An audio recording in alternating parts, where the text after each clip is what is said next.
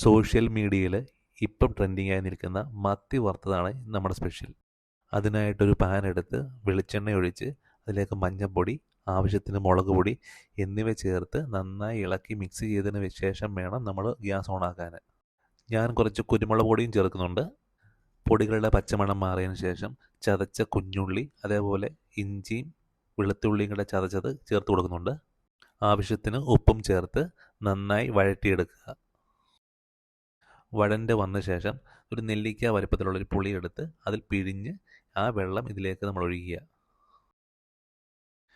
ഇപ്പോൾ നന്നായിട്ട് നല്ലൊരു ഗ്രേവി പരുവായിട്ടുണ്ട്. ഈ ഒരു ഗ്രേവിയിലേക്ക് വേണം നമ്മൾ കഴുകി മാറ്റി വെച്ചിരിക്കുന്ന നമ്മുടെ മീൻ, അതായത് മത്തി, ഓരോന്നോരോന്നായിട്ട് നിരത്തി വെക്കുക. നിരത്തി വെച്ചിരിക്കുന്ന നമ്മുടെ ഈ മത്തിയുടെ മുകളിലോട്ട് തന്നെ കുറച്ചുകൂടി ഞാൻ കറിവേപ്പില വിതറി കൊടുക്കുന്നുണ്ട്. അതേപോലെ തന്നെ കുറച്ച് ക്രഷ്ഡ് ചില്ലിയും കൂടെ ആഡ് ചെയ്ത് കൊടുത്ത് അടച്ച് വെച്ചിട്ട് വേണം രണ്ട് സൈഡ് നമ്മൾ വറുത്തെടുക്കാൻ.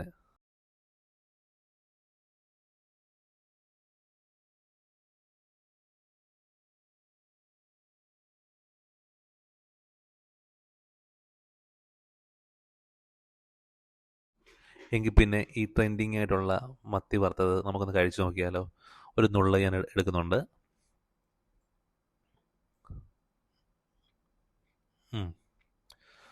കുഴപ്പമില്ല, കിടുവാണ്.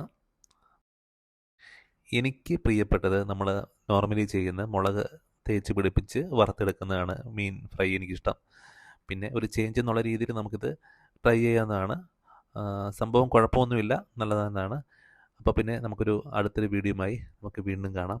അതുവരെ ബൈ ബൈ.